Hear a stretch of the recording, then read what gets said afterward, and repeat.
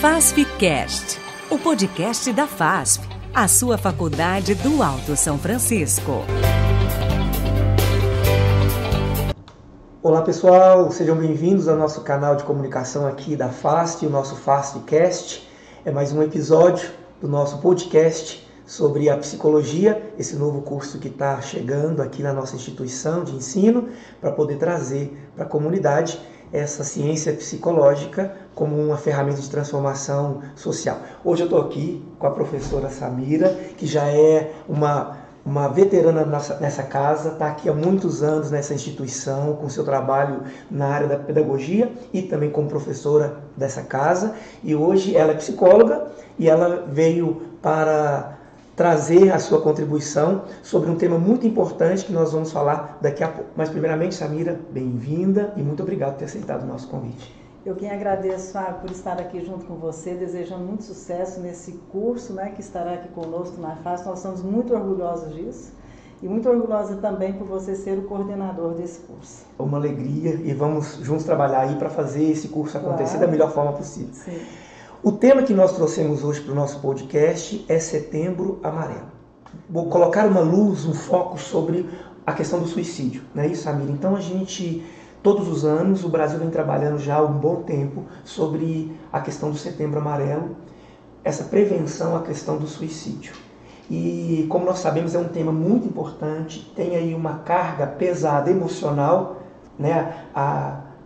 junto a esse tema, e nós precisamos falar disso para que isso tenha assim, uma certa leveza, que a gente possa também colaborar da melhor forma para que a vida das pessoas tenha uma qualidade.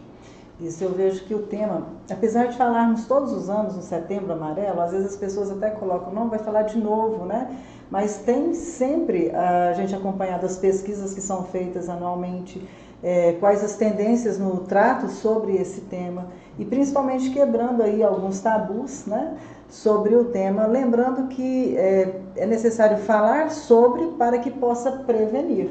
Porque a Organização Mundial da Saúde, ela vê o suicídio como prevenível. Isso, acho que é uma questão importante. Falar para que a consciência sobre esse tema possa produzir uma transformação, os afetos, inclusive, das pessoas. Então, para a nossa conversa, Samira, eu trouxe, a Folha de São Paulo publicou no último dia 17 de julho um artigo muito interessante, chama aquela página Brasil no Divã, sobre a questão do suicídio no sul do Brasil. Então, o DataSUS, com a pesquisa junto à universidade, levantou ali uma questão muito importante, que naquela região tem um índice elevadíssimo de suicídio, o mais alto do Brasil, e mostrou, através desse artigo, que nos últimos 20 anos, os casos de suicídio no Brasil têm tomado uma curva muito crescente, diferente de outras áreas do mundo, Então, eles foram tentar entender um pouquinho o que estava acontecendo ali e perceberam através desse artigo lá da Datafolha, da Folha de São Paulo, na verdade, sobre como que a vida, o cotidiano daquelas pessoas eram afetados. E ao serem afetados pelas questões, pela dinâmica da existência, da vida, do trabalho, da falta do trabalho, e a não possibilidade de falar desses afetos, de como isso atravessava o sujeito, o índice de suicídio naquela região é muito alto. Você leu esse artigo, você teve acesso a ele, Sim, aí você me passou, e lendo também, eu estou lembrando aqui a questão cultural envolvida, e que nos assusta ou surpreende, quando a gente pensa no Rio Grande do Sul, um estado, digamos, mais próspero, em termos de prosperidade e tudo mais. E aí eles colocam que justamente por ter uma questão de uma cultura alemã, onde se coloca que a saúde mental é vista como uma bobagem, como se ela não fosse importante. Porém, eu não acredito que isso aconteça somente lá. A gente percebe isso na nossa cultura brasileira, como as pessoas colocando a saúde mental não como uma prioridade. E acaba que as pessoas vão vivenciando algumas situações afetivas, de desesperança, de desamor, ou tantas outras no seu cotidiano, e ao não saber cuidar da sua saúde mental, pode chegar nesse ponto, na situação do suicídio, do autoextermínio. E vale lembrar também, Fábio, que tem olhares diferentes hoje. Por exemplo, Pessoas que tenham a tentativa de autoextermínio não pode mais ser visto como uma frescura ou uma bobagem. Isso sim é um tabu a ser quebrado. Compreende-se hoje que as pessoas que fazem essa tentativa, elas realmente têm essa intenção. Então não pode ser visto de qualquer maneira, elas de fato precisam de ajuda. Então antes de chegar nesse ponto, o que nós podemos fazer, né? E a ideia da conscientização, de levar as pessoas a compreenderem esse tema, é um caminho para a prevenção.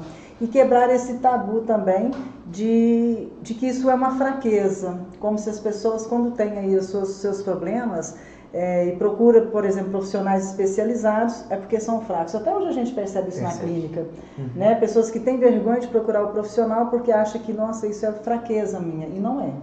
Então, esse tabu de achar que nós não precisamos cuidar da saúde mental, porque quem faz isso é porque tem transtornos mais sérios e mal vistos, né, perante a sociedade, realmente a gente quebrar isso tudo e conduzir para o cuidado, o autocuidado, né? E inclui a saúde mental. Tanto que a Folha de São Paulo coloca o título, né, dessa matéria, Samira, era que o Brasil está enfrentando a sua segunda pandemia, que é uma pandemia da saúde mental. Né? E quando você traz a questão de não falar, para não demonstrar uma certa fraqueza, a gente percebe o quanto que o papel da psicologia entra justamente aí, para que o sujeito tenha um lugar, um dispositivo onde ele possa elaborar os seus afetos, as suas emoções. Por quê? Quando o sujeito não consegue expressar o que está sentindo, ele vai somando sobre si mesmo, né, ou pesando sobre os próprios ombros, uma carga emocional afetiva enorme.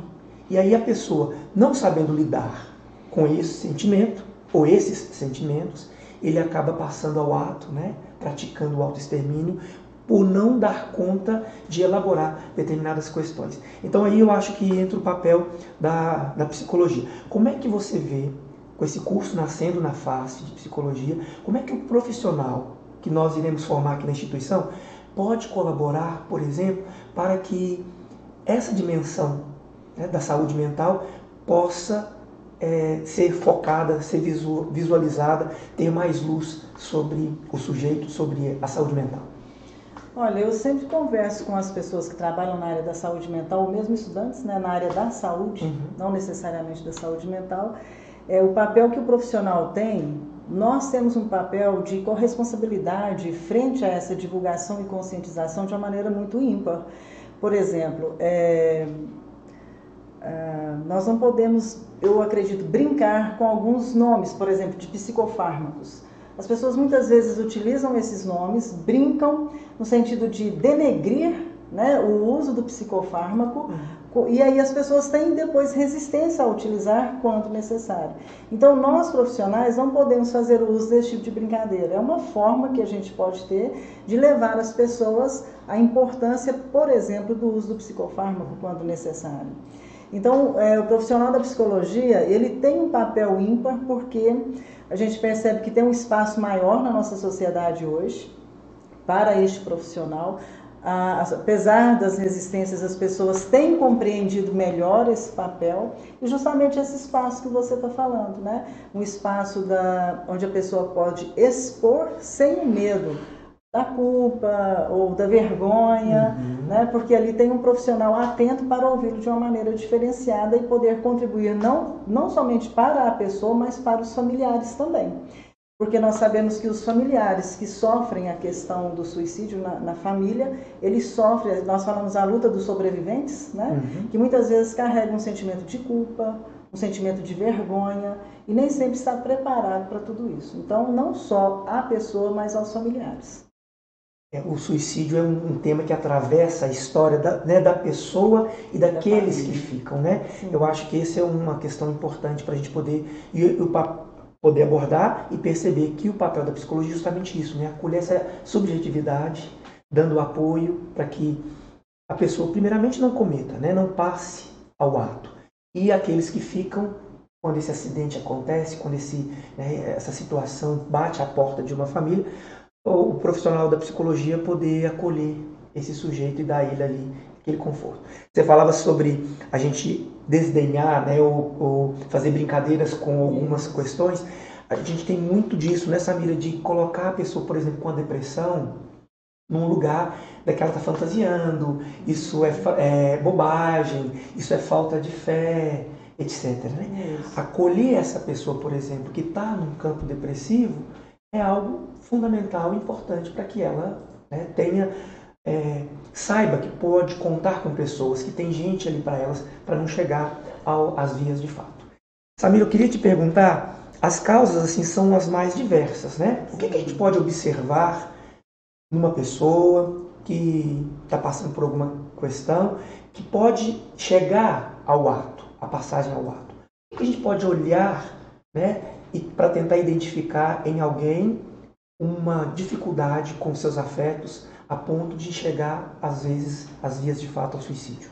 Nós precisamos ter não somente profissionais treinados, né, para poder conduzir melhor esse olhar e perceber isso, mas as pessoas também. Ou seja, nós precisamos de pessoas com sensibilidade para perceber o que pode estar acontecendo de diferente. E uma das causas que a gente percebe são pessoas que mudam o seu hábito, que eram pessoas mais sociais, né, que saíam mais, conversavam mais, vão diminuindo isso. Elas diminuem o autocuidado, elas tendem então a querer ficar mais sozinhas. A fala é muito importante. Então, às vezes a pessoa fala, eu desanimei, eu cansei, não suporto mais, ou então eu vou morrer. Essas falas que muitas vezes a gente não presta muita atenção, são falas importantes, que podem estar dando sinais, principalmente ali para os familiares ou os colegas de sala, né? Não quer dizer que todo mundo que expressou essa fala já está ali com esse tipo de pensamento, do pensamento suicida. Mas essas falas constantes, elas chamam a atenção. Então, muitas vezes a pessoa que fala em querer morrer pode estar dando indício.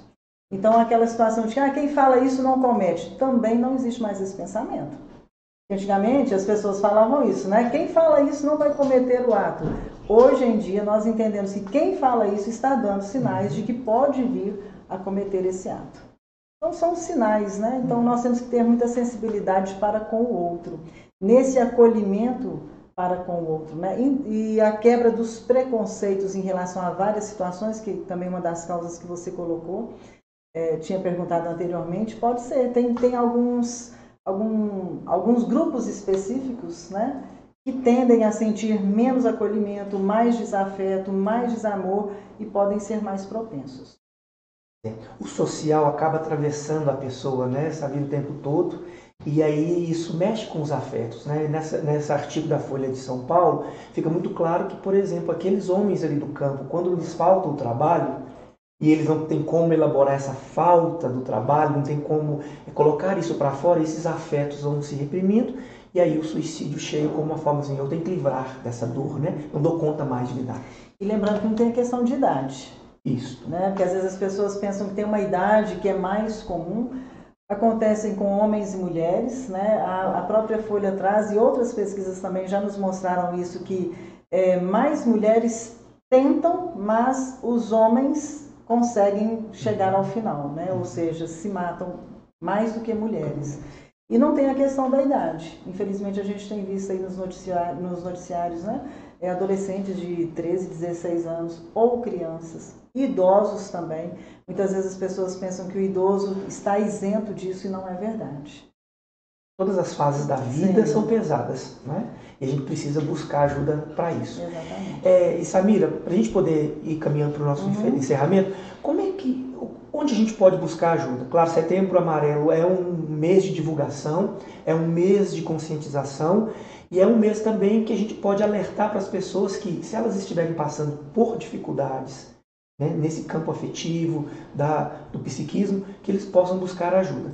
Claro que a gente sabe que às vezes a psicoterapia é cara ou, né, elitizada, às vezes a pessoa não consegue, mas nós temos vários dispositivos. O que você indicaria? Como é que uma pessoa que quer buscar essa ajuda pode encaminhar essa ajuda? Tem a questão da elitização, mas ela não é uma barreira, né? Porque nós sabemos hoje que o SUS, né, várias cidades aí têm um acesso com o psicólogo facilmente, tem o CAPS, tem aqueles telefonemas que eu esqueci dos ministérios, né? Ah, sim, tem o CVV também. Pode ligar e a pessoa ter as orientações primeiras. Então, assim, é importante buscar o profissional. Não importa ali em qual área, muitas vezes até o médico da família também, que às vezes a pessoa não sabe procurar diretamente o psicólogo ou o psiquiatra, que ainda tem a resistência, ao médico da família, porque aí eles vão encaminhar, né? Porque a tendência hoje é encaminhar para a psiquiatria e para a psicologia, porque os dois caminham juntos nesse processo de ajudar o outro, principalmente para a promoção da vida. Claro. Né? Nós temos o CVV, que é o Centro de Valorização da Vida, né, que é um canal muito específico, ou seja, a pessoa está precisando ali de uma escuta, são profissionais treinados, então lá basta ligar o 188, tem sempre alguém atrás da linha, do telefone, para poder orientar, acolher, orientar e fazer esse encaminhamento, né? Isso. Pois é, então eu acho que nós estamos aí entrando nesse mês, vamos colocar em prática, né? Com certeza aqui na FASP nós teremos aí várias motivações, vários trabalhos nessa linha de divulgação para que essa consciência sobre o valor da vida esteja presente. Vamos contar contigo, com a tua colaboração. Isso, nós estamos juntos. Vamos fazer acontecer. Pessoal, siga a gente nas redes sociais. Nós estamos aí nos nossos canais no YouTube, aqui no podcast, no nosso Instagram. Samira, muito obrigado pela sua presença. E vamos lá. Até a próxima. Um abraço. Obrigada, tchau.